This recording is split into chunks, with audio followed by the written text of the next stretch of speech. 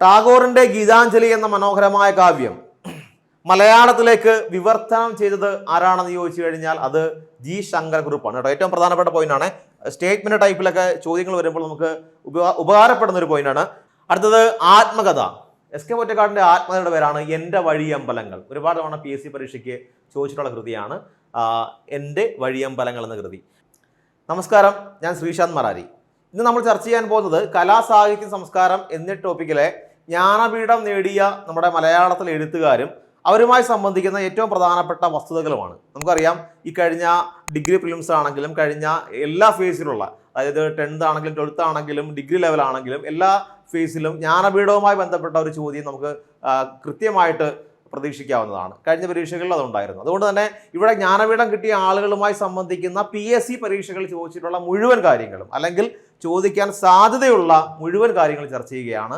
ഇത് നമ്മുടെ എരുമേലി സാറിൻ്റെ മലയാള സാഹിത്യം കാലഘട്ടങ്ങളിലൂടെ, അതുപോലെ KM ജോർജ് സാറിൻ്റെ സാഹിത്യ ചരിത്രം പ്രസ്ഥാനങ്ങളിലൂടെ, പിന്നീട് 10ാം ക്ലാസ്സിലെ കഴിഞ്ഞ സ്കൂൾ ടെക്സ്റ്റ്. അപ്പോൾ ഈ 3 പുസ്തകങ്ങളെ അടിസ്ഥാനമാക്കിയാണ് നമ്മൾ ഈ ക്ലാസ് പ്രിപ്പയർ ചെയ്തിരിക്കുന്നത്. അപ്പോൾ നമുക്ക് ആദ്യം തന്നെ ക്ലാസ്സിലേക്ക് കിടക്കാം. ഇന്ത്യയിൽ തന്നെ ആദ്യമായി ജ്ഞാനപീഠ പുരസ്കാരം നേടിയതൊരു മലയാള കവിക്കാണ്. നമുക്ക് ഏറെ അഭിമാനിക്കാവുന്ന കാര്യമാണ്. ജി ശങ്കരക്കുറുപ്പിനാണ്.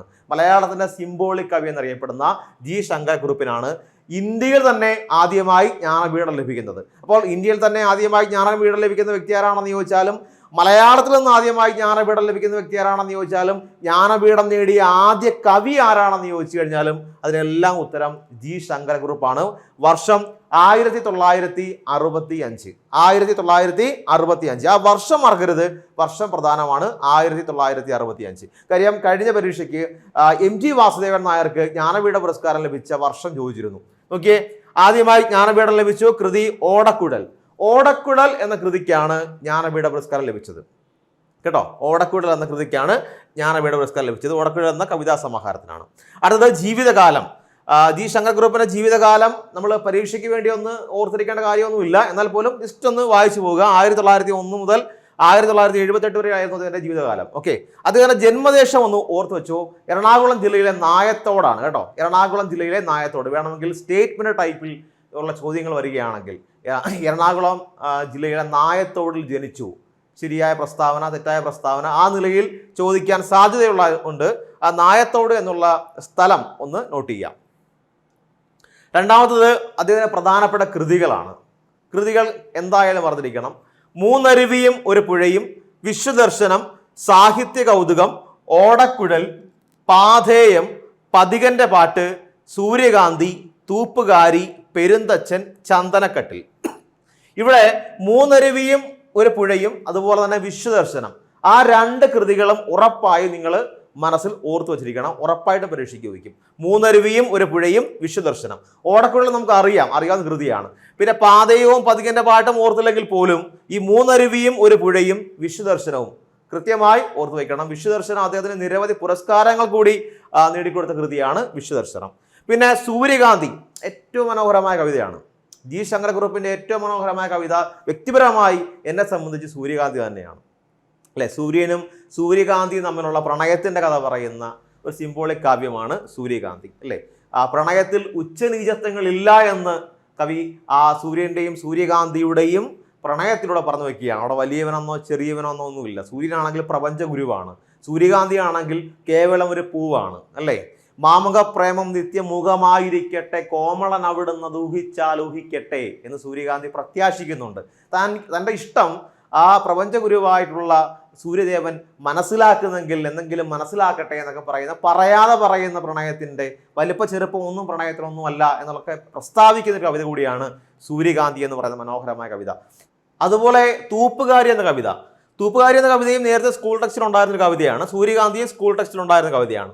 തൂപ്പുകാരി എന്ന് പറഞ്ഞു കഴിഞ്ഞാൽ നമ്മുടെ നഗരങ്ങളെല്ലാം വൃത്തിയാക്കുന്ന ഒരു തൂപ്പുകാരിയെ വർണ്ണിച്ചുകൊണ്ട്, അവരുടെ മഹാത്മ്യത്തെ വർണ്ണിച്ചുകൊണ്ട് ശങ്കരക്കുറുപ്പ് എഴുതിയ കവിതയാണ് തൂപ്പുകാരി. ഹാരിയല്ലുകളുടെ രൂപമെന്നാലും ഈ തൂപ്പുകാരിതൻ മലിനമാം കരത്തിൻ വിശുദ്ധിയോ എന്നാണ് ആ കവിത ആരംഭിക്കുന്നത്. പിന്നീട് പെരുന്തച്ചൻ എന്ന് പറയുന്നൊരു കവിത.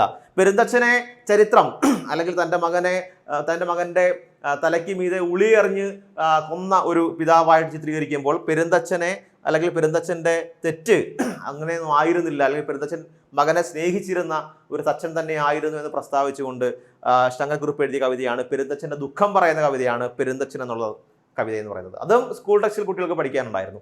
തച്ചനാണെങ്കിലും ഞാനൊരു അച്ഛനല്ലേ എന്നൊക്കെ പെരുന്തച്ഛൻ എന്ന കവിതയിലൂടെ പെരുന്തച്ഛൻ പറയുന്നുണ്ട്. സ്വന്തം മകനെ കൊല്ലാനും മാത്രം അത്ര ക്രൂരനൊന്നുമല്ല ഞാൻ എന്ന് പറയുന്ന പെരുന്തച്ഛൻ്റെ വേർഷൻ പറയുന്ന കവിതയാണ് ശങ്കരക്കുറുപ്പിന്റെ പെരുന്തച്ഛൻ എന്ന കവിത. ചന്ദനക്കെട്ടിലും പണ്ട് നേരത്തെ സ്കൂൾ ടെക്സ്റ്റിൽ പഠിക്കാനുണ്ടായിരുന്ന മനോഹരമായ കവിതയാണ്. ഓക്കെ, അടുത്ത പോയിന്റ് വളരെ പ്രധാനപ്പെട്ട പോയിന്റാണ്. ടാഗോറിന്റെ ഗീതാഞ്ജലി മലയാളത്തിലേക്ക് വിവർത്തനം ചെയ്തു. ടാഗോറിന്റെ ഗീതാഞ്ജലി എന്ന മനോഹരമായ കാവ്യം മലയാളത്തിലേക്ക് വിവർത്തനം ചെയ്തത് ആരാണെന്ന് ചോദിച്ചു കഴിഞ്ഞാൽ അത് ജി ശങ്കരക്കുറുപ്പാണ് കേട്ടോ. ഏറ്റവും പ്രധാനപ്പെട്ട പോയിന്റാണ്. സ്റ്റേറ്റ്മെന്റ് ടൈപ്പിലൊക്കെ ചോദ്യങ്ങൾ വരുമ്പോൾ നമുക്ക് ഉപകാരപ്പെടുന്ന ഒരു പോയിന്റാണ്. ടാഗോറിന്റെ ഗീതാഞ്ജലി മലയാളത്തിലേക്ക് വിവർത്തനം ചെയ്തത് ജി ശങ്കരക്കുറുപ്പാണ്. ഓക്കെ, അടുത്തത് ജി ശങ്കരക്കുറുപ്പിന്റെ ആത്മകഥയുടെ പേര് ഓർമ്മയുടെ ഓളങ്ങളിൽ കേട്ടോ, മറക്കണ്ട. ഓർമ്മയുടെ ഓളങ്ങളിൽ. ഓർമ്മയുടെ തീരങ്ങളിലുണ്ട്, അത് തകഴിയാണ്. ഓർമ്മയുടെ അറകളുണ്ട്, അത് ബഷീറാണ്. ഇവിടെ ഓർമ്മയുടെ ഓളങ്ങളിൽ ജി ശങ്കരക്കുറുപ്പ്. ഓക്കെ, നെക്സ്റ്റ് പുരസ്കാരങ്ങൾ. ഇനി ജിയെ തേടി വന്ന പുരസ്കാരങ്ങൾ എന്തൊക്കെയാണെന്ന് നോക്കാം. കേരള സാഹിത്യ അക്കാദമി പുരസ്കാരം 1961 വിശ്വദർശനം എന്ന കവിതാ സമാഹാരത്തിന് ലഭിക്കുന്നു. ഓക്കെ, നമ്മൾ ആദ്യം പറഞ്ഞു 65 ജ്ഞാനപീഠം ലഭിച്ചു വന്ന്. അതിനു മുൻപ് തന്നെ കേരള സാഹിത്യ അക്കാദമി പുരസ്കാരം 61 ലഭിക്കുന്നുണ്ട്. കവിതാ സമാഹാരത്തിന്റെ പേര് വിശ്വദർശനം. 63 അതേ കവിതയ്ക്ക് തന്നെ കേട്ടോ, ഇവിടെ 63 ലഭിച്ചതും വിശ്വദർശനത്തിന് തന്നെയാണ് കേട്ടോ. അതേ കവിതാ സമാഹാരത്തിന് തന്നെ 63 കേന്ദ്ര സാഹിത്യ അക്കാദമി പുരസ്കാരം ലഭിക്കുന്നു.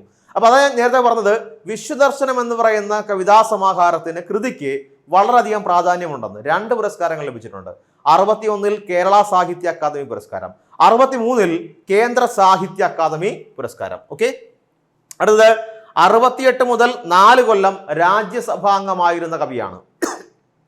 1968 മുതൽ 4 കൊല്ലം അദ്ദേഹം രാജ്യസഭാംഗമായി സേവനമനുഷ്ഠിച്ചിട്ടുണ്ട്. പിന്നീട് 68 അദ്ദേഹത്തിന് പത്മഭൂഷൺ ലഭിക്കുകയും ചെയ്തു. 68 പിന്നീടല്ല, ആ വർഷം തന്നെ അദ്ദേഹത്തിന് പത്മഭൂഷൺ ലഭിക്കുകയും ചെയ്തു. അപ്പോൾ രാജ്യസഭാംഗമായിരുന്നു, പത്മഭൂഷൺ എന്നുള്ള ബഹുമതി ലഭിച്ചു, കേരള കേന്ദ്ര സാഹിത്യ അക്കാദമി അവാർഡുകൾ കരസ്ഥമാക്കി. അത് വിശ്വദർശനം എന്ന കൃതിക്കാണെന്ന് കൂടി നിങ്ങൾ ഓർത്തുകൊള്ളുക. അടുത്തത് S K Pottekkatt. 1980 S K പൊറ്റക്കാടിന് ജ്ഞാനപീഠം ലഭിക്കുന്നത്. വേണമെങ്കിൽ ഇങ്ങനെ ചോദിക്കാം, മലയാളത്തിൽ നിന്ന് ജ്ഞാനപീഠം 2ാമതായി ലഭിച്ച വ്യക്തി എസ് കെ പൊറ്റക്കാട്. മലയാളത്തിൽ നിന്ന് ജ്ഞാനപീഠം ലഭിച്ച ഗദ്യ സാഹിത്യകാരൻ എസ് കെ പൊറ്റക്കാട്. മലയാളത്തിൽ നിന്ന് ജ്ഞാനപീഠം ലഭിച്ച നോവലിസ്റ്റ് എസ് കെ പൊറ്റക്കാട്. ഇതിന്റെ 3ന്റെ ഉത്തരം എസ് കെ പൊറ്റക്കാടാണ് കേട്ടോ. ഓക്കെ, അപ്പൊ 80 ലഭിച്ചത്. അദ്ദേഹത്തിന്റെ കൃതി ഒരു ദേശത്തിന്റെ കഥ. ഒരു ദേശത്തിന്റെ കഥ എന്ന് പറയുന്ന നോവലിനാണ് ജ്ഞാനപീഠ പുരസ്കാരം ലഭിക്കുന്നത്. മനോഹരമായ നോവലാണ്. ശ്രീധരന്റെയും അപ്പുവിന്റെയും നാരായണിയുടെയും കീരൻ പൂശാരിയുടെ കഥ പറയുന്ന ഒരു ദേശത്തിന്റെ കഥ. അതിരാണിപ്പാടം പശ്ചാത്തലമായി വരുന്ന മലയാള നോവൽ എന്ന് പറഞ്ഞ് സ്ഥിരം പണ്ട് PSC പരീക്ഷയ്ക്ക് ചോദിക്കും. അതിരാണിപ്പാടം പശ്ചാത്തലമായി വരുന്ന മലയാള നോവൽ, അത് ഒരു ദേശത്തിന്റെ കഥയാണ്. എസ് കെ പൊറ്റക്കാടിന്റെ ആത്മകഥാംശപരമായ കഥയാണ്. തൻ്റെ ജീവിതാനുഭവങ്ങളിൽ നിന്ന് അടർത്തിയെടുത്തൊരു കഥയാണ് ഒരു ദേശത്തിന്റെ കഥ. അതിനകത്ത് ശ്രീധരൻ എന്ന് പറയുന്നത് നമ്മുടെ എഴുത്തുകാരൻ തന്നെയാണ്. അദ്ദേഹം ജീവിതകാലം 1913 മുതൽ 82 വരെയാണ്. ജന്മദേശം കോഴിക്കോട്, സുന്ദരമായ കോഴിക്കോടാണ് ജന്മദേശം. പ്രധാന കൃതികൾ വിഷകന്യക, ഒരു തെരുവിന്റെ കഥ, നാടൻ പ്രേമം, മൂടുപടം, പ്രേമശിക്ഷ, കബീന എന്നിവയാണ് പ്രധാനപ്പെട്ട നോവലുകൾ കേട്ടോ. നോവലുകളാണ് ഈ പറയുന്നത്, പ്രധാനപ്പെട്ട നോവലുകളാണ് ഇത്രയും. ഇവിടെ വിഷകന്യക എന്ന നോവൽ കുടിയേറ്റ കർഷകരുടെ കഥ പറയുന്ന, അല്ലെങ്കിൽ മണ്ണിനോടും മൃഗങ്ങളോടും പടപുരുതി ജീവിതം മുന്നോട്ട് നയിച്ച മനുഷ്യരുടെ കഥ പറയുന്ന എസ് കെ പൊറ്റക്കാടിന്റെ നോവലാണ് വിഷകന്യക എന്ന് പറയുന്നത്. കുടിയേറ്റ കർഷകരുടെ കഥ പറയുന്ന നോവലാണ്. ഒരു തെരുവിന്റെ കഥ, കോഴിക്കോട് നഗരത്തിന്റെ അല്ലെങ്കിൽ മിഠായി തെരുവിന്റെ കഥ പറയുന്ന എസ് കെ പൊറ്റക്കാടിന്റെ നോവലാണ് ഒരു തെരുവിന്റെ കഥ എന്ന് പറയുന്നത്. അതുപോലെ ചോദിക്കാൻ കൊള്ളാവുന്ന ഒരു ചോദ്യമാണ് കബീന. ആഫ്രിക്കൻ പശ്ചാത്തലത്തിൽ എഴുതിയ നോവൽ. പണ്ട് നമ്മുടെ കൊളോണിയൽ കാലഘട്ടത്തിൽ, ബ്രിട്ടീഷ് കാലത്ത് ഒരുപാട് മനുഷ്യന്മാർ നമ്മുടെ നാട്ടിൽ നിന്ന് ബ്രിട്ടീഷുകാരുടെ പട്ടാളത്തിൻ്റെ ഭാഗമായിട്ട് പല രാജ്യങ്ങളിലേക്ക്, അവരുടെ മറ്റു കോളനികളിലേക്കൊക്കെ പോകുമായിരുന്നു. അങ്ങനെ ഇവിടെ നിന്ന് പോയ ഒരാൾ ആഫ്രിക്കയിലെത്തി അവിടെയുള്ളൊരു സ്ത്രീയെ വിവാഹം കഴിക്കുന്നു, അവർക്കൊരു മകൾ ജനിക്കുന്നു. ആ മകളുടെ പേരാണ് കബീന. ആ കബീന എന്ന് പറയുന്ന മകളുടെ, ആ പെൺകുട്ടിയുടെ ജീവിതം പറയുന്ന നോവലാണ് കബീന എന്ന നോവൽ. ആഫ്രിക്കൻ പശ്ചാത്തലത്തിൽ എസ്.കെ. പൊറ്റക്കാട് രചിച്ച നോവൽ ഏതാണെന്ന് ചോദിച്ചാൽ കബീന. അടുത്തത് സഞ്ചാര സാഹിത്യ കൃതികൾ. നമുക്കറിയാം സഞ്ചാര സാഹിത്യം എന്ന് പറയുന്ന മേഖലയിൽ അല്ലെ അപ്പോസ്തലനാണ് നമ്മുടെ എസ്.കെ. പൊറ്റക്കാട് എന്ന് പറയുന്നത് അല്ലേ. നമ്മളിന്ന് ദൃശ്യമാധ്യമങ്ങളിലൂടെ വ്ളോഗുകളിലൂടെയൊക്കെ യൂട്യൂബ് വീഡിയോസിലൂടെയൊക്കെ നമ്മൾ പല രാജ്യങ്ങളും കാണുമ്പം വാഗ്മയ ചിത്രത്തിലൂടെ, വാക്കുകളിലൂടെ നമ്മളെ പല രാജ്യങ്ങളിലേക്കും, ഇന്തോനേഷ്യയിലേക്കും ആഫ്രിക്കൻ രാജ്യങ്ങളിലേക്കും യൂറോപ്യൻ രാജ്യങ്ങളിലേക്കൊക്കെ കൂട്ടിക്കൊണ്ടുപോയ എഴുത്തുകാരനായിരുന്നു എസ്.കെ. പൊറ്റക്കാട്. സഞ്ചാര സാഹിത്യ രാജകുമാരൻ എന്ന് വേണമെങ്കിൽ വിശേഷിപ്പിക്കാം. കേരള ജോൺ ഗന്ധർ എന്ന് നമ്മൾ അദ്ദേഹത്തെ വിശേഷിപ്പിക്കുന്നു. ജോൺ ഗന്ധർ എന്ന് പറഞ്ഞു കഴിഞ്ഞാൽ അമേരിക്കയിലെ ഒരു മാധ്യമപ്രവർത്തകനാണ്. അദ്ദേഹം ഒരു സഞ്ചാര സാഹിത്യകാരനാണ്. അദ്ദേഹം അമേരിക്കയിൽ 50ഓളം വരുന്ന സ്റ്റേറ്റുകളെ കുറിച്ച് ഒരു വലിയ പുസ്തകം എഴുതി. ആ പുസ്തകം ലോകമെമ്പാട് ചർച്ച ചെയ്യപ്പെട്ടു. അങ്ങനെ സഞ്ചാര സാഹിത്യത്തിൻ്റെ അംബാസിഡറായി ജോൺ ഗന്ധർ മാറുന്നു. അതുപോലെ തന്നെ മലയാളത്തിൻ്റെയും അംബാസിഡറായിട്ട് എസ്.കെ. പൊറ്റക്കാട് മാറുന്നു. നമ്മൾ അദ്ദേഹത്തെ കേരള ജോൺ ഗന്ധർ എന്ന് വിളിച്ചു. ഓക്കെ, ഇനി അദ്ദേഹത്തിൻ്റെ സഞ്ചാര സാഹിത്യ കൃതികൾ നോക്കാം. ഇത് സ്കൂൾ ടെക്സ്റ്റിൽ നിന്നാണ് ഇത്രയും കൃതികൾ ഞാൻ എടുത്തത്. കാര്യം എസ്.കെ. പൊറ്റക്കാടിൻ്റെ ഒരു പാഠം കുട്ടികൾക്ക് പഠിക്കാനുണ്ട്. അതുകൊണ്ടാണ് ചിലപ്പോൾ നിങ്ങൾ കേട്ടിട്ടില്ലാത്ത കുറച്ച് സഞ്ചാര സാഹിത്യ കൃതികൾ കൂടി ഇതിനകത്ത് കാണും. ബാലിദ്വീപ്, മലയാ നാടുകളിൽ, ഇന്തോനേഷ്യൻ ഡയറി, ലണ്ടൻ നോട്ട്ബുക്ക്, പാതിരാസൂര്യന്റെ നാട്ടിൽ, സോവിയറ്റ് ഡയറി, യൂറോപ്പിലൂടെ, കാപ്രികളുടെ നാട്ടിൽ, ബൊഹീമിയൻ ചിത്രങ്ങൾ, സിംഹഭൂമി, നൈൽ ഡയറി, കെയ്റോ കത്തുകൾ, കെയ്റോ എന്നാണ്, കെയ്റോ കത്തുകൾ, നേപ്പാൾ യാത്ര, കാശ്മീർ, യാത്രാസ്മരണകൾ, ഹിമാലയ സാമ്രാജ്യത്തിൽ. ഇത്രയുമാണ് ഏറ്റവും പ്രധാനപ്പെട്ട സഞ്ചാര സാഹിത്യ കൃതികൾ. ഇതെല്ലാം കൂടെ കേൾക്കുമ്പോൾ നിങ്ങളിതെല്ലാം ഓർത്തിരിക്കുന്നത് എങ്ങനെയാണെന്നൊക്കെ ഒരു പ്രശ്നം ഉണ്ടാവും അല്ലേ. എന്നാൽ ഞാൻ പറയുന്നത് മാത്രമെങ്കിലും ഓർത്ത് വെക്കാൻ ശ്രമിക്കുക. നന്നായിട്ട് ചോദിക്കാൻ സാധ്യതയുള്ള ചോദ്യമാണ്. ലണ്ടൻ നോട്ട്ബുക്ക് ചോദിക്കാൻ സാധ്യതയുള്ളതാണ്, ചോദിച്ചിട്ടുണ്ട്. പിന്നെ ഈ പാതിരാസൂര്യന്റെ നാട്ടിൽ അല്ലെങ്കിൽ നൈൽ ഡയറി, ഇന്തോനേഷ്യൻ ഡയറി ഒക്കെ നമുക്കറിയാം, അദ്ദേഹത്തിന് നേരത്തെ കേട്ടിട്ടുള്ള കൃതികളാണ്. അതുകൊണ്ട് തന്നെ അത് ഓർത്ത് വെക്കാൻ വലിയ പ്രയാസം ഉണ്ടാവില്ല. അതുപോലെ നിങ്ങൾ ഓർത്ത് വെക്കേണ്ട കൃതിയാണ് സിംഹഭൂമി. ചോദിച്ചിട്ടുണ്ട്, ചോദിക്കാൻ സാധ്യതയുണ്ട്. ലണ്ടൻ നോട്ട്ബുക്കും സിംഹഭൂമിയും. പിന്നീട് നിങ്ങൾ ഓർത്ത് വെക്കേണ്ട ഒരു കൃതിയാണ് ഹിമാലയ സാമ്രാജ്യത്തിൽ എന്ന് പറയുന്നത് കേട്ടോ. അപ്പൊ ഇത്രയെങ്കിലും പ്രധാനമായിട്ടും ഇതിനകത്തുനിന്ന് ഓർത്തിരിക്കാൻ ശ്രമിക്കുക. ഓക്കെ, ലണ്ടൻ നോട്ട്ബുക്ക്, അതുപോലെ സിംഹഭൂമി, ഹിമാലയ സാമ്രാജ്യത്തിൽ. ബാക്കിയൊക്കെ ഒന്ന് വായിച്ചു നോക്കി കഴിഞ്ഞാൽ മനസ്സിരിക്കും. എന്നാൽ പോലും അത്രയും കണ്ടങ്ങോട്ട് പഠിക്കാൻ ബുദ്ധിമുട്ടായിട്ട് തോന്നുകയാണെങ്കിൽ ഈ 3 കൃതികളെങ്കിലും പ്രധാനമായും ഓർത്തു വയ്ക്കുക. അടുത്തത് ആത്മകഥ. എസ്.കെ. പൊറ്റക്കാടിൻ്റെ ആത്മകഥയുടെ പേരാണ് എൻ്റെ വഴിയമ്പലങ്ങൾ. ഒരുപാട് തവണ PSC പരീക്ഷയ്ക്ക് ചോദിച്ചിട്ടുള്ള കൃതിയാണ് എൻ്റെ വഴിയമ്പലങ്ങൾ എന്ന കൃതി. അദ്ദേഹം ലോക്സഭാംഗമായിരുന്ന മലയാള സാഹിത്യകാരനാണ്. 62 മുതൽ 67 വരെ ലോക്സഭാംഗമായിരുന്ന മലയാള സാഹിത്യകാരനാണ് എസ്.കെ. പൊറ്റക്കാട്. ജി ശങ്കരക്കുറുപ്പാരായിരുന്നു, രാജ്യസഭാംഗമായിരുന്നു കേട്ടോ. അത് നോമിനേറ്റ് ചെയ്യപ്പെട്ടതാണ്, ഇത് എലക്ട് ചെയ്യപ്പെട്ടതാണ്, ലോക്സഭാംഗമാണ്. ഓക്കെ, ഇനി പുരസ്കാരങ്ങൾ. 1961 കേരള സാഹിത്യ അക്കാദമി അവാർഡ് ഒരു തെരുവിൻ്റെ കഥ എന്ന് പറയുന്ന കൃതിക്ക് ലഭിച്ചു. 1972 ഒരു ദേശത്തിൻ്റെ കഥയ്ക്ക് കേന്ദ്ര സാഹിത്യ അക്കാദമി പുരസ്കാരം ലഭിച്ചു. സ്വാഭാവികമായും നിങ്ങളുടെ മനസ്സിലേക്ക് ഇപ്പോൾ ഒരു സംശയം വന്നു കാണും. കുറച്ചു മുൻപേ ജി ശങ്കരക്കുറുപ്പിനെ കുറിച്ച് പറഞ്ഞപ്പോഴും ഈ 61 എന്നുള്ളൊരു വർഷം പറഞ്ഞു. അവിടെയും കേരള സാഹിത്യ അക്കാദമി അവാർഡ് എന്ന് പറയുകയും ചെയ്തു. അപ്പോൾ ഒരു വർഷം 2 പേർക്ക് പുരസ്കാരം കൊടുക്കുമോ എന്നുള്ളൊരു സംശയം ഉണ്ടാവും അല്ലേ. കേരള സാഹിത്യ അക്കാദമി അവാർഡ് 1961 കവിത എന്ന വിഭാഗത്തിലാണ് ജി ശങ്കരക്കുറുപ്പിന് ലഭിച്ചത്. നോവൽ എന്ന വിഭാഗത്തിൽ ലഭിച്ചത് നമ്മുടെ എസ്.കെ. പൊറ്റക്കാടിനാണ്. ഇപ്പൊ ക്ലിയർ ആയല്ലോ. ഓക്കെ, അപ്പം 61 കേരള സാഹിത്യ അക്കാദമി അവാർഡ് ഒരു തെരുവിന്റെ കഥ എന്ന നോവലിന് ലഭിച്ചു. അതുപോലെ 72 ഒരു ദേശത്തിന്റെ കഥയ്ക്ക് കേന്ദ്ര സാഹിത്യ അക്കാദമി പുരസ്കാരവും ലഭിച്ചു. 80 ജ്ഞാനപീഠ പുരസ്കാരവും പ്രസ്തുത കൃതിക്ക് ലഭിക്കുകയുണ്ടായി. ഇനി തകഴിയിലേക്ക് വരികയാണ്. 80 കഴിഞ്ഞു. 84 തകഴിക്ക് ജ്ഞാനപീഠ പുരസ്കാരം ലഭിക്കുന്നു. കേരള മോപ്പസാങ്, കുട്ടനാടിന്റെ കഥാകാരൻ സ്വന്തം തകഴി. 1912 മുതൽ 99 വരെയാണ് അദ്ദേഹത്തിന്റെ ജീവിതകാലം. സ്ഥലം തകഴി തന്നെ, ആലപ്പുഴ ജില്ലയിലെ കുട്ടനാടിനടുത്തുള്ള തകഴി തന്നെയാണ് അദ്ദേഹത്തിന്റെ ജന്മദേശം. പ്രധാനപ്പെട്ട കൃതികൾ ഇവിടെ ശ്രദ്ധിച്ചോ. ഇവിടെ നമ്മൾ എസ്.കെ. പൊറ്റക്കാടും ജി ശങ്കരക്കുറുപ്പും പറഞ്ഞപ്പോൾ അവിടെ നമ്മൾ ജ്ഞാനപീഠം ലഭിച്ച കൃതി എന്ന് പറഞ്ഞു. പക്ഷെ 84 വന്നപ്പം, തകഴിക്ക് വന്നപ്പം അവിടെ നമ്മൾ കൃതി പറഞ്ഞില്ല. കാര്യം ജ്ഞാനപീഠ പുരസ്കാരം പ്രസ്തുത കൃതിക്ക് കൊടുക്കുന്ന ഒരു രീതി ജ്ഞാനപീഠ കമ്മിറ്റി നിർത്തിവെച്ചു. അതിനുശേഷം സമഗ്ര സംഭാവനയ്ക്കാണ് ജ്ഞാനപീഠ പുരസ്കാരം നൽകി തുടങ്ങിയത്. 82 കാലം മുതൽ ജ്ഞാനപീഠം നൽകി തുടങ്ങിയത് ഈ സമഗ്ര സംഭാവനയ്ക്കാണ്. സമഗ്ര സംഭാവന എന്ന് പറഞ്ഞു കഴിഞ്ഞാൽ ഇപ്പോൾ ഞാൻ ഇന്നങ്ങോട്ട് ഒരു 5 കൊല്ലം കൊണ്ടുള്ള ഒരു 10 കൊല്ലം കൊണ്ട് ഒരു 50 സാഹിത്യ കൃതികൾ അങ്ങോട്ട് അടിച്ചുകൊണ്ട് വെച്ചിട്ട് എനിക്ക് സമഗ്ര സംഭാവനയ്ക്കൊന്നും അർഹനാവില്ല ഞാൻ. അതായത് ഒരു മനുഷ്യൻ്റെ, ഒരു എഴുത്തുകാരൻ്റെ ജീവിത കാലയളവിൻ്റെ എഴുത്ത് കാലയളവ് എത്രയാണ് എന്നുള്ളത്, ആ എഴുത്ത് കാലയളവിൽ അവൻ എത്രത്തോളം ആ സാഹിത്യ രചനയ്ക്ക് വേണ്ടി, ആ സാഹിത്യ ജീവിതത്തിന് വേണ്ടി മാറ്റിവെച്ചിട്ടുണ്ട്, അവരുടെ സംഭാവനകൾ എങ്ങനെയൊക്കെയാണ്, അതിൻ്റെ എല്ലാം അടിസ്ഥാനത്തിലാണ് ഈ സമഗ്ര സംഭാവന എന്ന് പറയുന്നത്. അല്ലാതെ കുറേയധികം കൃതികൾ എഴുതിയത് കൊണ്ടോ കുറേ കാലം ആ നിലയിൽ ജീവിച്ചിരുന്നത് കൊണ്ടോ ഒരു സമഗ്ര സംഭാവനയ്ക്കുള്ള പുരസ്കാരം ലഭിക്കുകയില്ല. പൂർണ്ണമായും അർഹനായിരിക്കണം. തകഴി എങ്ങനെ ആയിരുന്നു? തകഴിക്ക് അതുകൊണ്ട് തന്നെ സമഗ്ര സംഭാവനയ്ക്കാണ് ഈ ജ്ഞാനപീഠ പുരസ്കാരം 84 ലഭിക്കുന്നത്. പ്രധാനപ്പെട്ട കൃതികൾ ഇത് തകഴിയുടെ നോവലുകളാണ് കേട്ടോ. തോട്ടിയുടെ മകൻ, രണ്ടിടങ്ങഴി, ചെമ്മീൻ, ഏണിപ്പടികൾ, കയർ. തോട്ടിയുടെ മകൻ മലയാളത്തിലെ സാഹിത്യത്തിലെ നവോത്ഥാന കാലഘട്ടത്തിനെ പ്രതിനിധീകരിച്ച എഴുത്തുകാരനാണ് തകഴി അല്ലേ. തകഴിയും ബഷീറും പി കേശവദേവും ഒക്കെ. ചുടലമുത്തു എന്ന് പറയുന്ന ഒരു തോട്ടിയുടെ കഥ പറഞ്ഞ തോട്ടിയുടെ മകൻ. രണ്ടിടങ്ങഴി കുട്ടനാട്ടിലെ കർഷകരുടെ നീറുന്ന ജീവിതം പറഞ്ഞ ചാത്തൻ്റെ കഥ പറഞ്ഞ രണ്ടിടങ്ങഴി. അതുപോലെ ചെമ്മീൻ മുക്കുവ കുടുംബങ്ങളുടെ, പുറക്കാടും തുമ്പോളിയുമൊക്കെയുള്ള മുക്കുവ കുടുംബങ്ങളുടെ കഥ പറഞ്ഞ പളനിയെയും നമ്മുടെ പരീക്കുട്ടിയെയും ചെമ്പൻ കുഞ്ഞിനെയൊക്കെ നമുക്ക് പരിചയപ്പെടുത്തുന്ന, ദേശീയ അവാർഡ് ലഭിച്ച സിനിമ, കേന്ദ്ര സാഹിത്യ അക്കാദമി അവാർഡ് ലഭിച്ച നോവൽ, അതാണ് ചെമ്മീൻ എന്ന് പറയുന്നത്. ഓക്കെ.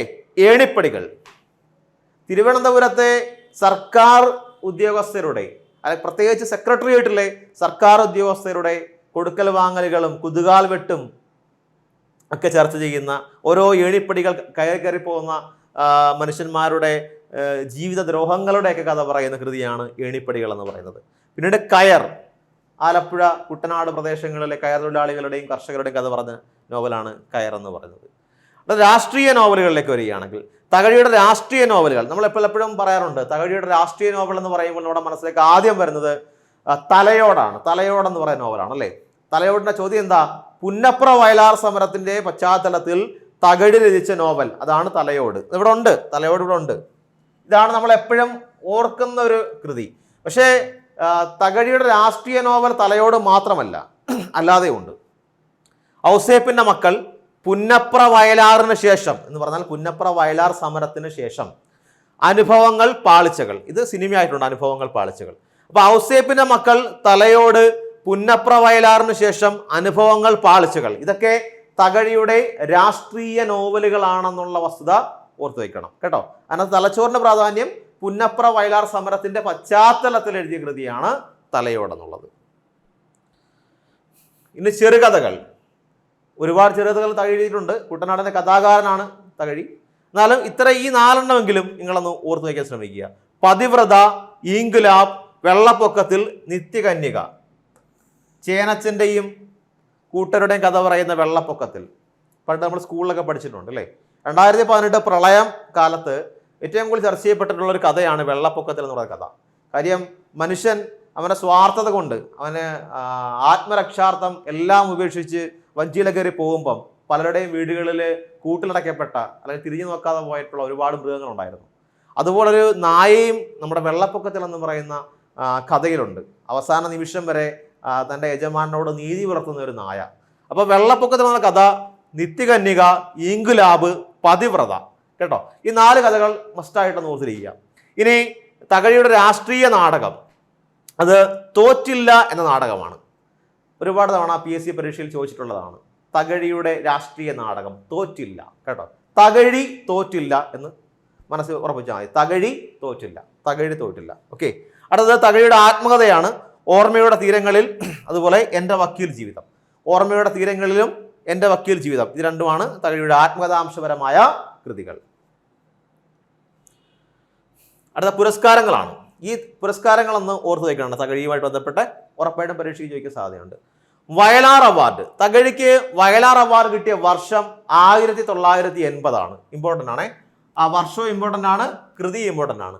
വയലാർ അവാർഡ് തകഴിക്ക് കിട്ടിയ വർഷം 1980 ഏത് കൃതിക്കാണെന്ന് ചോദിച്ചാൽ കയറിനാണ്. വയലാർ, കയർ, അത് വെച്ചിട്ടൊന്ന് ആലോചിച്ചാൽ മതി.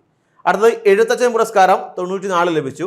കേന്ദ്ര സാഹിത്യ അക്കാദമി അവാർഡ് ഏറ്റവും പ്രധാനപ്പെട്ട കാര്യമാണ്. നിങ്ങൾ ഈ എഴുത്തച്ഛൻ പുരസ്കാരം ലഭിച്ചിട്ടുണ്ടെന്ന് മനസ്സിലാക്കിയാൽ മതി. വർഷം ഓർത്ത് വെച്ചില്ലെങ്കിലും കുഴപ്പമൊന്നുമില്ല. പക്ഷേ ഇത് ഓർത്ത് വെക്കണം, വയലാർ അവാർഡിനെ ഓർത്ത് വെക്കണം. അതുപോലെ കേന്ദ്ര സാഹിത്യ അക്കാദമിയുടെയും ആ വർഷം ഓർത്ത് വെച്ചാൽ 1957 1957 കേന്ദ്ര സാഹിത്യ അക്കാദമി അവാർഡ് ലഭിക്കുന്നു. ഏതിന്? ചെമ്മീൻ എന്ന കൃതിക്ക്. നല്ല വെക്കണം. 57 ചെമ്മീന് കേന്ദ്ര സാഹിത്യ അക്കാദമി അവാർഡ് ലഭിക്കുന്നു. പിന്നീട് സിനിമയായപ്പോഴും അതിനെന്ത് ചെയ്തു? രാഷ്ട്രപതിയുടെ സ്വർണ്ണ മെഡൽ കരസ്ഥമാക്കാൻ കഴിഞ്ഞു. അപ്പോൾ സിനിമയിൽ ആണെങ്കിലും സാഹിത്യത്തിലാണെങ്കിലും ദേശീയ തലത്തിൽ അംഗീകരിക്കപ്പെട്ടിട്ടുള്ള സൃഷ്ടിയാണ് ചെമ്മീൻ എന്ന് പറയുന്നത്. അടുത്തത് കേരള സാഹിത്യ അക്കാദമി അവാർഡ്. അത് ഏണിപ്പടികൾ എന്ന കൃതിക്കാണ് ലഭിക്കുന്നത്. 1965 കേട്ടോ. അപ്പോൾ കേരള സാഹിത്യ അക്കാദമി അവാർഡ് ആദ്യമാണ് ലഭിക്കുന്നത് ഏണിപ്പടികൾക്കാണ് 65. കേന്ദ്ര സാഹിത്യ അക്കാദമി അവാർഡ് ലഭിക്കുന്നത് 57. കേരള സാഹിത്യ അക്കാദമി അവാർഡ് ലഭിക്കുന്നതിനേക്കാൾ മുൻപ് തകഴിക്ക് ചെമ്മീണിന് കേന്ദ്ര സാഹിത്യ അക്കാദമി അവാർഡ് ലഭിച്ചിരുന്നു. അടുത്തത് MT വാസുദേവൻ നായർ. MT മാടത്ത് തെക്കേപ്പാട്ട് വാസുദേവൻ നായർ കേട്ടോ. മാടത്ത് തെക്കേപ്പാട്ട് വാസുദേവൻ നായർ. ജീവിതകാലം 33. അദ്ദേഹം ഇപ്പോഴും ആരോഗ്യവാനായിട്ട് എഴുത്തിൻ്റെ ലോകത്ത് നിറഞ്ഞു നിൽക്കുന്നു. ജന്മദേശം പൊന്നാനിക്കടുത്തുള്ള കൂടല്ലൂരാണ്. അതുകൊണ്ടാണ് കൂടല്ലൂരിൻ്റെ കഥാകാരൻ എന്നറിയപ്പെടുന്നത്, നിളയുടെ കഥാകാരൻ എന്നറിയപ്പെടുന്നത്. കൂടല്ലൂരിൻ്റെ കഥാകാരൻ ആരാണെന്ന് ചോദിച്ചാലും നിളയുടെ കഥാകാരൻ ആരാണെന്ന് ചോദിച്ചാലും അത് നമ്മുടെ MT ആണ്. പ്രധാനപ്പെട്ട കൃതികൾ, ഇത്തരം നോവലുകൾ നോക്കിയേ. MTയുടെ നോവലുകളൊക്കെ നമുക്ക് എല്ലാവർക്കും സുപരിചിതമാണ്. നാലുകെട്ട്, കാലം, രണ്ടാമൂഴം, അസുരവിത്ത്, വാരണാസി, പാതിരാവും പകൽ വെളിച്ചവും, വിലാപയാത്ര. നാലുകെട്ട് MTക്ക് ആദ്യമായി കേരള സാഹിത്യ അക്കാദമി അവാർഡ് നേടിക്കൊടുത്ത കൃതിയാണ് നാലുകെട്ട്. കാലം MTക്ക് കേന്ദ്ര സാഹിത്യ അക്കാദമി അവാർഡ് നേടിക്കൊടുത്ത കൃതിയാണ് കാലം. രണ്ടാമൂഴം MTക്ക് വയലാർ അവാർഡ് നേടിക്കൊടുത്ത കൃതിയാണ് രണ്ടാമൂഴം എന്ന് പറയുന്നത്. നാലുകെട്ടിന് വേറെ പ്രത്യേകതയുണ്ട്. MT ആദ്യമായി രചിച്ച നോവൽ ഏതാണെന്ന് ചോദിച്ചാലും നാലുകെട്ടാണ്. ഓക്കെ. അസുരവിത്ത് കോവിഡ് കാലത്ത് ഏറ്റവും കൂടുതൽ ചർച്ച ചെയ്യപ്പെട്ട നോവലാണ് അസുരവിത്ത്. ഒരു കോളറ പോലെയുള്ള ഒരു പകർച്ചവ്യാധി പിടിപെടുന്ന ഒരു ഗ്രാമത്തിൻ്റെ കഥ പറഞ്ഞ കൃതിയാണ് അസുരവിത്ത് എന്ന് പറയുന്നത്. പിന്നെ അതുപോലെ തന്നെ പ്രാധാന്യമുള്ള, ഇത്രയും പ്രാധാന്യമില്ലെങ്കിലും MTയുടെ നല്ല സൃഷ്ടികളാണ് വാരണാസിയും പാതിരാവും പകൽ വെളിച്ചവും വിലാപയാത്രയും ഒക്കെ. ഇനി ചെറുകഥയിലേക്ക് വരികയാണെങ്കിൽ ഇരുട്ടിൻ്റെ ആത്മാവ്, ഓളവും തീരവും, ഇത് രണ്ടും സിനിമയായിട്ടുണ്ട്. ഇരുട്ടിൻ്റെ ആത്മാവിലെ കഥാപാത്രം ഭ്രാന്തൻ വേലായുധം, അത് നമ്മുടെ വെള്ളിത്തിരയിൽ അനശ്വരമാക്കിയത്, ഭ്രാന്തൻ വേലായുധനുള്ള വേഷം അനശ്വരമാക്കിയത് പ്രേം നസീറാണ്. വാരിക്കുഴി, അതുപോലെ സ്വർഗം തുറക്കുന്ന സമയം, നിന്റെ ഓർമ്മയ്ക്ക്, ഇതൊക്കെ അതിൻ്റെ ഏറ്റവും പ്രധാനപ്പെട്ട ചെറുകഥകളാണ്. ഇവിടെ തന്നെ വേണമെങ്കിൽ ചോദിക്കാം, MTയുടെ ആത്മകഥാംശപരമായ ചെറുകഥ ഏതാണെന്ന് ചോദിച്ചാൽ അത് നിന്റെ ഓർമ്മയ്ക്കാണ് കേട്ടോ. ആത്മകഥാംശപരമായ ചെറുകഥ. ഓക്കെ. അടുത്തത് യാത്രാ വിവരണം. ഒരുപാട് തവണ PSC പരീക്ഷയ്ക്ക് ചോദിച്ചിട്ടുള്ളതാണ്. ആൾക്കൂട്ടത്തിൽ തനിയെ. MTയുടെ പ്രസിദ്ധമായ യാത്രാ വിവരണമാണ് ആൾക്കൂട്ടത്തിൽ തനിയെ. ഏറ്റവും പ്രാധാന്യമുള്ളതാണ്. നാടകം അതുപോലെ തന്നെ പ്രാധാന്യമുള്ളതാണ്. നാടകം ഗോപുര നടയിൽ. ഗോപുര നടയിൽ എന്ന നാടകം രചിച്ചത് MT ആണ്. ഈ രണ്ടും പ്രാധാന്യമുള്ളതാണ്. ആൾക്കൂട്ടത്തിൽ തനിയെ എന്ന യാത്രാ വിവരണം, അതുപോലെ ഗോപുര നടയിൽ എന്ന നാടകം.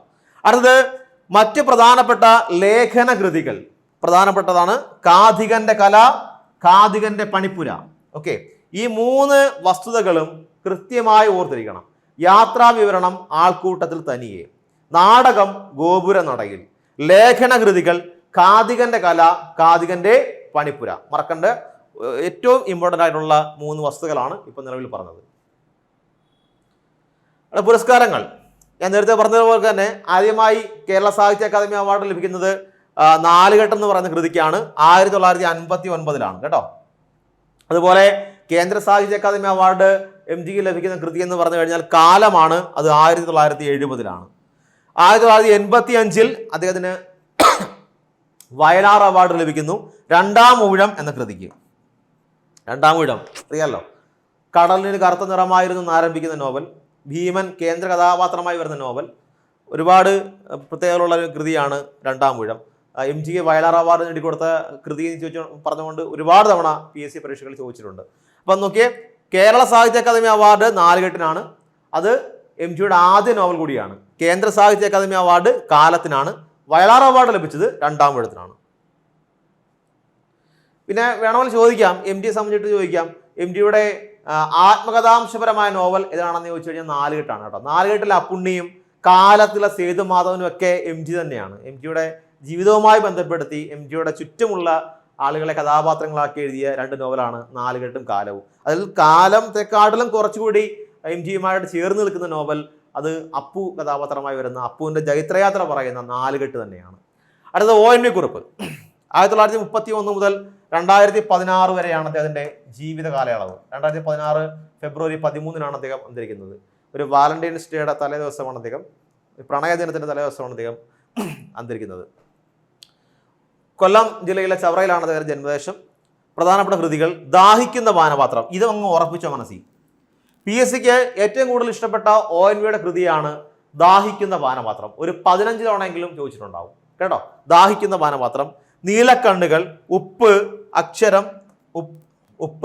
അക്ഷരം, മൃഗയ, ഉജ്ജയിനി, അഗ്നിശലഭങ്ങൾ, കറുത്ത പക്ഷിയുടെ പാട്ട്, ഭൈരവന്റെ തുടി, ദിനാന്തം, സ്വയംവരം, മരുഭൂമി, ഒരു വെളിച്ചം, ശാർഗ പക്ഷികൾ, മയിൽപീലി, തോന്നിയാക്ഷരങ്ങൾ. ഇത്രയും കൃതികൾ എന്തുകൊണ്ട് വന്നതെന്ന് ചോദിച്ചു കഴിഞ്ഞാൽ ONV കുറുപ്പിൻ്റെ ഒരു കവിത 10ാം ക്ലാസ്സിലെ കുട്ടികൾക്ക് പഠിക്കാനുണ്ട്. അപ്പോൾ അവിടെ നിന്നാണ് നമ്മൾ ഈ കൃതികളെല്ലാം എടുത്തിരിക്കുന്നത്. അപ്പം ഈ കവി പരിചയം എന്ന് പറയുന്ന ഭാഗമുണ്ടല്ലോ, അതുകൊണ്ടാണ് ഇത്രയും കൃതികൾ വന്നത്. ഇവിടെ എല്ലാം ഓർത്തിരിക്കണമെന്ന് ഞാൻ പറയുന്നില്ല. ദാഹിക്കുന്ന പാനപാത്രം ഓർത്തിരിക്കണം. ഉപ്പും അക്ഷരവും നമുക്ക് അറിയാവുന്നതാണ്, നമ്മൾ കേട്ടിട്ടുള്ളതാണ്, അതുകൊണ്ട് അത് ഓർത്തിരിക്കാൻ പ്രയാസമില്ല. പിന്നെ ഉജ്ജയിനി കേട്ടിട്ടുണ്ട് നിങ്ങൾ.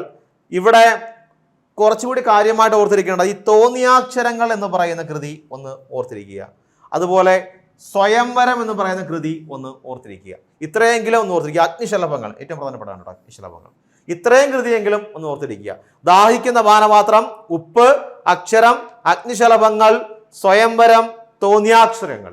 ഇത്രയും കൃതിയെങ്കിലും ഒന്ന് ഓർത്തിരിക്കാൻ ശ്രമിക്കുക. കാര്യം ഈ പറഞ്ഞ കൃതികൾക്കെല്ലാം പ്രാധാന്യമുണ്ട്. പ്രത്യേകിച്ച് ഉപ്പിനും അക്ഷരത്തിനും അഗ്നിശലഭങ്ങൾക്കും. ഏതൊക്കെയാ?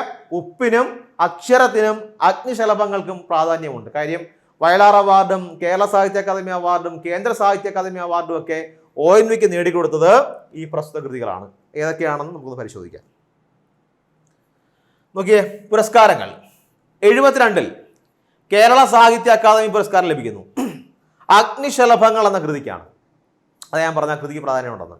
അപ്പം അഗ്നിശലഭങ്ങൾ എന്ന കൃതിയാണ് ONV കുറുപ്പിന് കേരള സാഹിത്യ അക്കാദമി പുരസ്കാരം നേടിക്കൊടുക്കുന്നത് എന്ന 72. അടുത്ത് നോക്കിയേ, 81 കേന്ദ്ര സാഹിത്യ അക്കാദമി പുരസ്കാരം ലഭിക്കുന്നു. ഏത് കൃതിക്കാ? അക്ഷരത്തിനാണ്. ആദ്യം അഗ്നിശലഭം, ആദ്യം അഗ്നി, കേരള സാഹിത്യ അക്കാദമി അവാർഡ്. രണ്ടാമത് അക്ഷരം, കേന്ദ്ര സാഹിത്യ അക്കാദമി അവാർഡ്. പിന്നീട് വയലാർ അവാർഡ് ലഭിച്ചത് ഉപ്പിനാണ്. ഉപ്പിന് അത് 82 കേട്ടോ. വയലാർ അവാർഡ് ലഭിച്ചത് ഉപ്പിനാണ്. 2007 എഴുത്തച്ഛൻ പുരസ്കാരം ലഭിക്കുന്നു.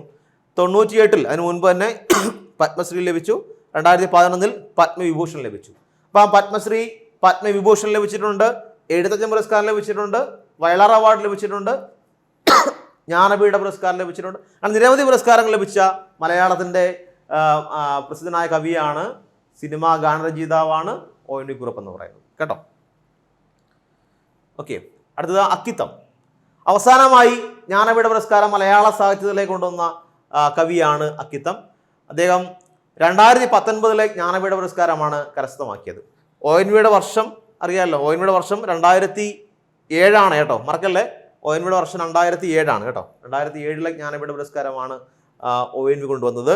അതുപോലെ MG വാസുദേവൻ നായരുടെ വർഷം 1995. നിങ്ങൾക്ക് കണ്ടിട്ടുണ്ടായതുകൊണ്ടാണ് ഞാൻ എടുത്ത് പറഞ്ഞത്. അപ്പോൾ 95 MG കഴിഞ്ഞ ഡിഗ്രി ഫിലിംസിൽ ചോദിച്ചിട്ടുള്ള ചോദ്യമായിരുന്നു ആ വർഷം. 2007 ONV, അതുപോലെ 2019 അക്കിത്തം. അദ്ദേഹം 2020 അന്തരിക്കുകയും ചെയ്തു. ജ്ഞാനപീഠ പുരസ്കാരം ഏറ്റുവാങ്ങിയ അടുത്ത വർഷം തന്നെ അദ്ദേഹം അന്തരിക്കുകയും ചെയ്തു. 2020 ഏറ്റുവാങ്ങി അദ്ദേഹം അന്തരിക്കുകയും ചെയ്തു. ഓക്കെ, ഇനി പ്രധാനപ്പെട്ട കൃതികളാണ്. ഇത്രയും കൃതികളേ ഉള്ളൂ, വേറെ കാര്യമൊന്നുമില്ല. ഇതെല്ലാം ഓർത്ത് വെക്കാന്നുള്ളേ ഉള്ളൂ കേട്ടോ. ഓക്കെ, 20ാം നൂറ്റാണ്ടിൻ്റെ ഇതിഹാസം. 20ാം നൂറ്റാണ്ടിൻ്റെ ഇതിഹാസം. നിങ്ങൾ ഒരു അക്കിത്തം എന്ന് പറയുമ്പോൾ നിങ്ങളുടെ മനസ്സിലേക്ക് വരുന്നത് ജ്ഞാനപീഠ പുരസ്കാരമൊക്കെ ഇപ്പോഴാണ്. അല്ലാതെ പണ്ട് മുതലേ അക്കിത്തത്തെ ഓർക്കാനുള്ള ഒരു വരി നമ്മുടെ മനസ്സിലുണ്ട്. വെളിച്ചം ദുഃഖമാനുണ്ണി, തമസല്ലോ സുഖപ്രദം. ഈ കൃതിയിലെ വരികളാണ്. 20ാം നൂറ്റാണ്ടിൻ്റെ ഇതിഹാസത്തിലെ വരികളാണ്. വെളിച്ചം ദുഃഖമാനുണ്ണി, തമസല്ലോ സുഖപ്രദം. ബലിദർശനം, ഇടിഞ്ഞു പൊളിഞ്ഞ ലോകം, വെണ്ണക്കല്ലിൻ്റെ കഥ, ആലഞ്ഞാട്ടമ്മ, മധുവിധു. ഇത്രയും കൃതികളാണ് പ്രധാനമായും അക്കിത്തത്തിൻ്റെ ആയിട്ടുള്ളത്. ഇതെല്ലാം ഓർത്തിരിക്കണം. ഈ എന്തായാലും ഇവിടം വരെ നിങ്ങൾ ഓർത്തിരുന്ന ആലഞ്ഞാട്ടമ്മ ഓർത്തില്ലെങ്കിലും ബാക്കിയുള്ളത് എന്തായാലും ഓർത്തിരിക്കണം. പ്രത്യേകിച്ച് ബലിദർശനം എന്ന കൃതി ഉറപ്പായിട്ട് ചോദിക്കും. 20-ാം നൂറ്റാണ്ട് ഇതിഹാസം ഇനിയിപ്പോൾ മറക്കില്ലെന്നറിയാം, പക്ഷേ ബലിദർശനം എന്ന കൃതി ഒരിക്കലും മറക്കരുത്. കാര്യം ബലിദർശനം നമ്മുടെ അക്കിത്തത്തിന് നിരവധി പുരസ്കാരങ്ങൾ അല്ലാതെയും നേടിക്കൊടുത്തിട്ടുള്ള കൃതിയാണ് ബലിദർശനം. അപ്പം 20-ാം നൂറ്റാണ്ടിലെ ഇതിഹാസം, ബലിദർശനം, ഇടിഞ്ഞു പൊളിഞ്ഞ ലോകം പ്രാധാന്യമുള്ളതാണേ. ഇടിഞ്ഞു പൊളിഞ്ഞ ലോകം, വെണ്ണക്കല്ലിൻ്റെ കഥ, ആലഞ്ഞാട്ടമ്മ, മധുവിധു. ഇത്രയും ഏറ്റവും പ്രധാനപ്പെട്ട കൃതികളാണ്. ഇനി ചോദിക്കാൻ കൊള്ളാവുന്ന മറ്റൊരു ചോദ്യമാണ് ധർമ്മസൂര്യൻ. നമുക്കറിയാം വള്ളത്തോൾ ഗാന്ധിജിയെക്കുറിച്ച് എഴുതിയ മനോഹരമായ കാവ്യമാണ് ലോകമേ തറവാട് തനിക്ക് ചെടികളും പുൽകളും പുഴുക്കളും കൂടിതൻ കുടുംബക്കാർ എന്ന് ആരംഭിക്കുന്ന എൻ്റെ ഗുരുനാഥൻ എന്ന കവിത. അതുപോലെ തന്നെ അക്കിത്തം ഗാന്ധിജിയെക്കുറിച്ച് എഴുതിയ കവിതയാണ് ധർമ്മസൂര്യൻ. ഇപ്പൊ ധർമ്മസൂര്യൻ എന്ന കൃതി ആരാരെക്കുറിച്ച്? അക്കിത്തം ഗാന്ധിജിയെക്കുറിച്ച് എഴുതിയ കൃതിയാണ് ധർമ്മസൂര്യൻ. മറക്കണ്ട, വള്ളത്തോൾ എഴുതിയത് എൻ്റെ ഗുരുനാഥനാണ്, ധർമ്മസൂര്യൻ എഴുതിയത് അക്കിത്തമാണ്. ഇനി പുരസ്കാരങ്ങൾ നോക്കിയേ. 1971 കേരള സാഹിത്യ അക്കാദമി അവാർഡ് ബലിദർശനം എന്ന കൃതിക്ക്, ഞാൻ നേരത്തെ പറഞ്ഞില്ലേ പ്രാധാന്യമുണ്ടെന്ന്. അപ്പൊ 71 ബലിദർശനം എന്ന കൃതിക്ക് കേരള സാഹിത്യ അക്കാദമി അവാർഡ് ലഭിക്കുന്നു. അടുത്ത വർഷം 73 അതേ കൃതിക്ക് തന്നെ കേന്ദ്ര സാഹിത്യ അക്കാദമി അവാർഡ് ലഭിക്കുന്നു. അപ്പം കേരള സാഹിത്യ അക്കാദമി പുരസ്കാരം, കേന്ദ്ര സാഹിത്യ അക്കാദമി പുരസ്കാരം ഒന്നിടവിട്ടുള്ള വർഷങ്ങളിൽ കൃത്യമായിട്ട് ലഭിച്ചിട്ടുണ്ട്. ആർക്ക്? നമ്മുടെ അക്കിത്തത്തിന്, ഒരേ കൃതിക്ക് തന്നെ. കൃതിയുടെ പേര് ബലിദർശനം. മറക്കണ്ട, ബലിദർശനം. ഓക്കെ. അടുത്തത് 97 വള്ളത്തോൾ പുരസ്കാരം ലഭിച്ചു. അത് അക്കിത്തം കവിതകൾ എന്ന ഒരു കവിതാ സമാഹാരത്തിനാണ്. അത്ര കണ്ടത് ഓർത്ത് വെക്കണമെന്ന് നിർബന്ധമില്ല. 2008 എഴുത്തച്ഛൻ പുരസ്കാരവും ലഭിച്ചിട്ടുണ്ട്. അപ്പോൾ ഇത്രയും പ്രധാനപ്പെട്ട കാര്യങ്ങളാണ് നമ്മളിന്ന് ചർച്ച ചെയ്തത്. ഇവിടെ ഞാൻ പ്രധാനപ്പെട്ടത് എന്ന് പറഞ്ഞുകൊണ്ട് നിങ്ങൾക്ക് അടിവരയിട്ട കാര്യങ്ങളെല്ലാം പ്രധാനപ്പെട്ടത് തന്നെയാണ്. കാര്യം നമ്മുടെ എഴുത്തുകാരെ സംബന്ധിക്കുന്ന അവർക്ക് ലഭിച്ച പുരസ്കാരങ്ങളും അവരുടെ ഏറ്റവും പ്രധാനപ്പെട്ട കൃതികളും അവരുടെ ജീവിത കാലയളവിനെ കുറിച്ചൊക്കെയാണ് നമ്മളിവിടെ ചർച്ച ചെയ്തത്. ഉറപ്പായിട്ടും വരാൻ പോകുന്ന പരീക്ഷകളിൽ നിങ്ങൾക്കിത് പ്രയോജനപ്പെടുക തന്നെ ചെയ്യും. കാര്യം ജ്ഞാനപീഠവുമായി ബന്ധപ്പെട്ട് ഒരു മാർക്ക് വന്നാൽ നിങ്ങൾക്ക് ഇത് നഷ്ടപ്പെടില്ല. അതുകൊണ്ട് കൃത്യമായിട്ട് തന്നെ നിങ്ങൾ ഈ ക്ലാസ് ഫോളോ ചെയ്യുക. അല്ലെങ്കിൽ ഒരു തവണ കേട്ടിട്ട് നിങ്ങൾക്ക് കുറച്ചുകൂടെ ഒന്നുകൂടെ കേൾക്കാൻ തോന്നുന്നുണ്ടെങ്കിൽ തീർച്ചയായിട്ടും കേൾക്കുക. കേട്ടിട്ട് പ്രധാനപ്പെട്ടതെന്ന് പറഞ്ഞത് വിട്ടുപോയിട്ടുണ്ടെങ്കിൽ കൃത്യമായിട്ട് തന്നെ അത് പഠിച്ച് മനസ്സുറപ്പിക്കുക. അപ്പോൾ വരാൻ പോകുന്ന പരീക്ഷയ്ക്ക് ഈ ക്ലാസ്സും ഇതിലെ കണ്ടന്റുകളും ഒക്കെ നിങ്ങൾക്ക് പ്രയോജനപ്പെടട്ടെ എന്നും തുടർന്നുള്ള ക്ലാസ്സുകളും ഇന്റർവ്യൂവിലെ എല്ലാ ക്ലാസ്സുകളും നിങ്ങൾക്ക് പ്രയോജനപ്പെടട്ടെ എന്ന് ആത്മാർത്ഥമായിട്ട് ആശംസിക്കുന്നു.